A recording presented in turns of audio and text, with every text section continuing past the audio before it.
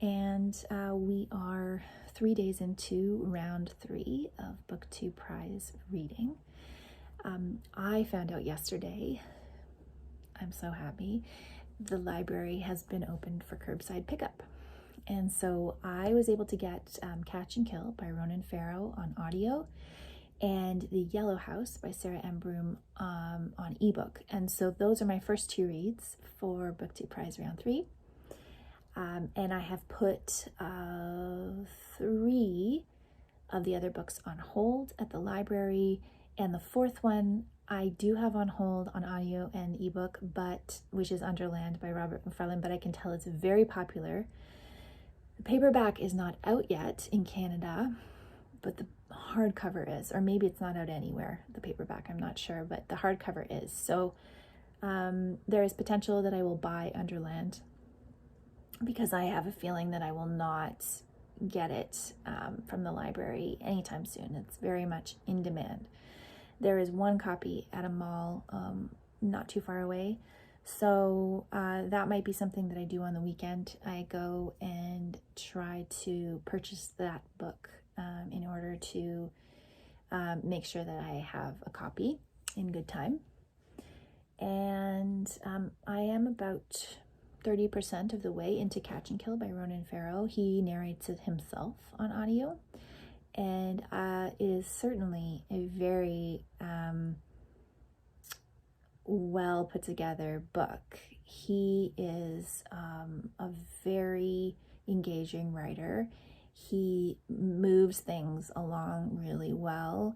He has a kind of wry style, and he describes people very succinctly and quickly, and you get an impression of them right away, because there's a lot of people obviously in a book like this where he's exploring his investigation into Harvey Weinstein and the breaking open of the Me Too movement, and his participation in that story and in researching that story is where we are right now, and him gathering information. So there's a lot of names, there's a lot of things happening, and he's able to keep you moving through the story without feeling bogged down by the amount of people. I wouldn't say he's a fantastic narrator. His accents are a little bit strange, but other than that, I'm really enjoying it. So I'm planning to start The Yellow House tonight, and I will check in again when I've gotten about halfway in either of the books to chat about them some more.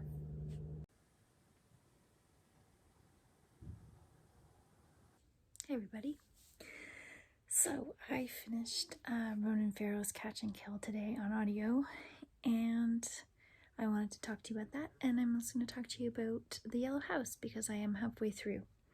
So Catch and Kill was just a wonderful ride. I mean, obviously the subject matter is harrowing, and the extent to which this system of white, overly powerful men covered up for each other and manipulated others to cover up for their own horrible actions is deplorable. I feel like the work that Ronan Farrow did was so important, and he really pushed through, and I thought that he explained the story in such a great way. He really covered many layers of it, not just his own story, but the New York Times writers' stories, and also all the other journalists who had tried for years to bring this information to light. And then, the cover-ups in NBC about Matt Lauer's behavior and like a whole bunch of other people's behavior. He wrote it so well. It moved at a great pace. It kept you interested. He included personal information, just enough, not too much, just enough to make him seem human, and for you to contemplate his own drive, his own desire to follow through with the story. So I thought it was excellent. I thought he did a wonderful job at really, covering it. Yellow House by Sarah M. Broom.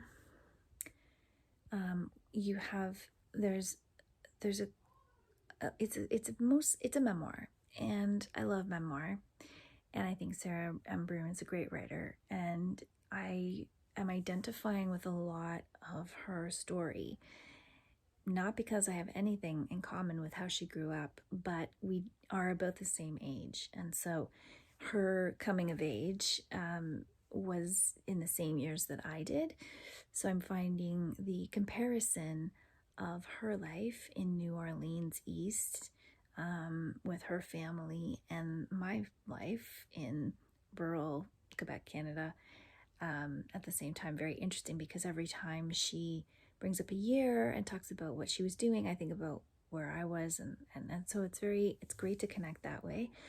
I'm also really identifying with the things she's talking about in relation to what the house meant to the family, and I think this is the first time that I can think of that an author is connecting this sense of family and this sense of self to the place where you live. And I know that there's a lot of people that move a lot when they're young, and or they just don't feel, deep connections to the home that they grew up in. But I lived in the same place from the time I was born until I moved out when I was 17. My parents still live there currently. And the house itself is very much a part of the whole story. I love the way she describes the house, how she describes the creaks and the cracks, the way the house was bought with such this sense of pride, and was always taken care of with a sense of pride, and yet because of the economic status of her family, because of her father's death, because of so many things, the house begins to go into disrepair, and how those things kind of sit in their different states of repair or disrepair, the entropy of the house. It's all really, really interesting. I'm very much enjoying it. And then how she's kind of relaying her own history through the house and connecting her life to the house is, really, really well done. She's also, working in the kind of social, economic, and systemic issues that allowed, New Orleans East in general to be a place in New Orleans that was highly affected by Hurricane Katrina. I mean, we haven't got to that. I'm about just a little bit over halfway through the book.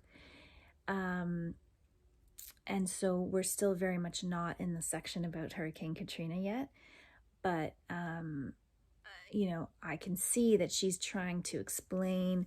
She did talk about, I believe it was Hurricane Betsy, which affected her siblings and her parents before she was born.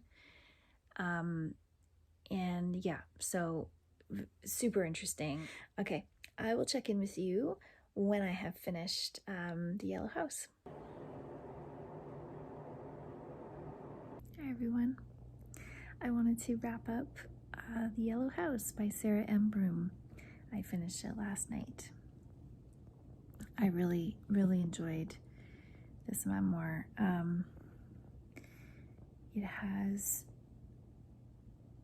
I connected to it on several levels, even though Sarah's experience and my experience are so different in terms of where we grew up and how we grew up. But because we were kind of the same age, I just felt this connection to her, and I also felt that she talked a lot about home and what that means, and what it's like to be the sibling that goes off to find other things. And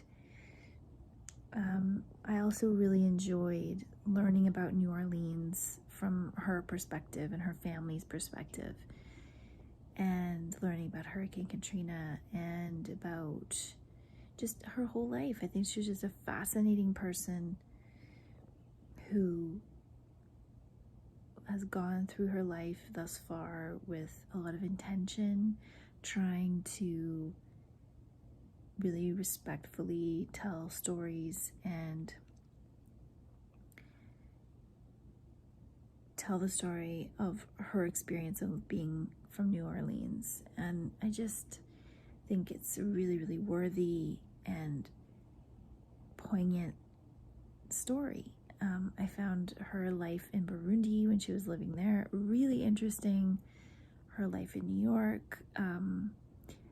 I think she did a really good job of keeping the story about the Yellow House, but also putting enough about herself in there to let you know her, and also her family stories. I mean, she has a huge family, lots of siblings, and yet you feel like you know some of them really well, and their particular way of being connected to their home. And I totally understand that as a person whose home where I grew up has been in my family for 3 generations, and well, will be for 3 generations when my brother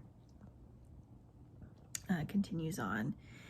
And having grown up in the same house my whole life, and you know, there's a lot of connections that you have to the 2 homes. If you have been able to sustain one home your whole life, you develop a kind of, the home becomes its own entity and represents a member of the family in a way. And so yeah, I thought it was really well done. And so 2 out of 2 finishes. I just really enjoyed both of them. And so I'm currently reading Underland by Robert MacFarlane because it came up on both the audio version and the ebook version from the library. So I did download the ebook version as well, because my first impressions of the audio are that it is good, but it's a lot of science writing, and listening to science writing is even more challenging for me than reading it. I think when I read it on the page, I can, you know, like let my eyes linger, and I can reread a sentence and kind of try to absorb it a bit better. When I'm listening to it, I tend to just like it tends to just sound like one long garbled message that I just can't focus on anything because I don't really get what they're talking about. There's been some really interesting in the beginning when he was talking about burials and ancient cultures and their relationship with the Underland. I found that really interesting. And then the story, there's a really compelling story in the first part in the Mendeebs that was really like threw my brain for a loop a little bit for a few minutes. And so I'm really just into part 2, or sorry, I'm still in part 1. It's a long book. Hi everyone. I'm about halfway through Underland by Robert MacFarlane, so I wanted to just check in with you about that. And I am all over the place about this book, and I feel that this is going to be my red at the bone moment for round 3. And that is, what I mean by that is that everybody loves this book, and then I read it and I'm like, what exactly is the appeal? Now, saying that, to be fair, I think he's a good writer. It's definitely lovely. There's definitely solid nature writing passages. So, I'm not criticizing that per se. What the problem is for me with this one is that my nature writing does not include a high level of science. I'm not as interested in that. And he really digresses in this book as well, in my opinion. So we're talking about something under the ground, we're learning about these underground systems, and then we'll learn about something else, because in his mind, you need more backstory to this person's research in order to appreciate what's going on for them. And I don't find that works everywhere. There were a few moments thus far that have made me gasp. There were a few super interesting things. The catacombs of Paris, at the beginning, the caves. I found that, there were a few things. I don't want to spoil. Is it spoiler when it's nonfiction? Anyway, I don't really want to spoil what's going on in the book, but there was the moss situation, if you know what I'm talking about, made me gasp. But I find my mind is wandering. I'm listening to this book and he goes on and on about things, and it's just not holding my attention. And I think it's because of the digressions and the kind of way that it made sense for him to write the book is not the way that my brain wants to hear the book. So this is my problem too, that I've discovered about myself, is that I'm a visual person. And for something like this, where you're talking about caverns and, underground systems and going through these I find when he's describing these narrow passages that he's going through, like I'm getting his anxiety, I'm feeling those things. So those are great. But when I'm trying to visualize what he's talking about so that I stay in the moment, it's just not holding me there. And I can't, it's like, it was 150 feet high with a blah, blah, blah, blah. Like those types of descriptions they don't work for me. And I think for me, I would be better to watch something like this on like a TV miniseries where he's visiting these scientists and he's going through these caves and stuff. And I know you can't, I know a lot of the stuff he was doing is not even technically legal, and he's going through these with, you couldn't really take a camera in these situations, I don't think. But I just am struggling with it. So I love a lot of when he brings up folklore. I love when he's talking about burial traditions and ancient cultures and the cave paintings and things like that. But overall, as a amazing reading experience, I'm just not feeling it right now. So I know Julia from Julia's Book Time said that it kind of kicked into gear for her in the second half. So I'm hoping that that's going to happen with this. But right now, in comparison to the first two books I read, in terms of a reading experience, it is not matching those. So that is my story on that, and I will check in again later when I have finished it. Hi everyone. I wanted to just wrap up this vlog. I apologize for the saw that someone in my neighborhood is using right now. So I finished Underland by Robert MacFarlane, and yeah, it was fine. I think it is a book with a lot of interesting information in it. It held a lot of interest in terms of certain aspects of it to me. But as a whole, I just felt like it didn't flow in a way that made sense to me. And so I had a hard time following. In particular, as an audiobook, I found that as you're reading, it would start off each chapter or each section with a heading of where he was. And so whether he was in Finland, whether he was in Paris, whether he was in another part of England, it would say that, and then in that section it would veer off into another piece of information about another part of the world, another researcher that he felt related to what he was talking about. But I found those connections to be disjointed. I didn't feel like the book really connected everything very well. And I also didn't really get the point of what he wrote it for. I didn't feel like there was some, cohesive message that he was going for with this book.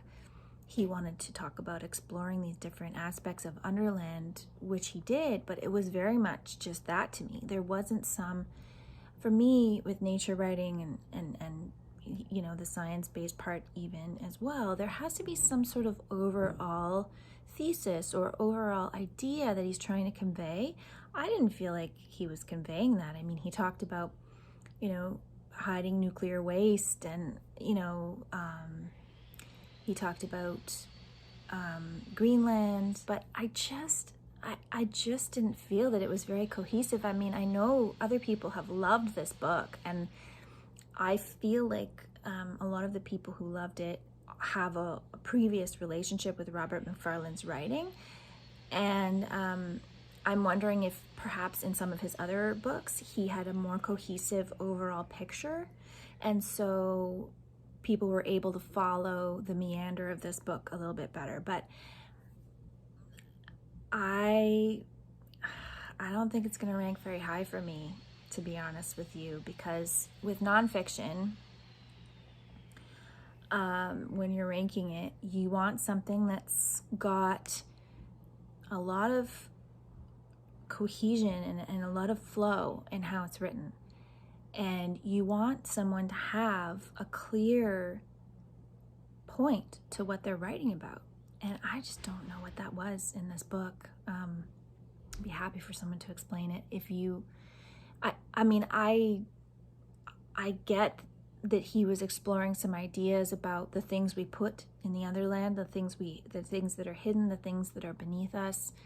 How much do we think about that? How much do we explore that? What that means? But he didn't even really go into much psychological aspect of it, or much, like, I would have much preferred a book that had less information about the different things that he visited, but had a bit more of some ideas about, why do we get claustrophobic, and what does that mean in the grand scheme of how our relationship with the earth? And I don't know, I just really didn't find that he had anything compelling, really interesting to add to the conversation other than to share this information. So it's just like, here, I'm going to talk to you about this, and here, I'm going to talk to you about that. And then it was like, okay, you talked about it, moving on to the next thing, I guess. Like, there was I didn't feel very connected to his message or any message that he had. And he seemed to like to talk about all the men he visited. I mean, he did visit a few women, but it was mostly men, and very much in Europe.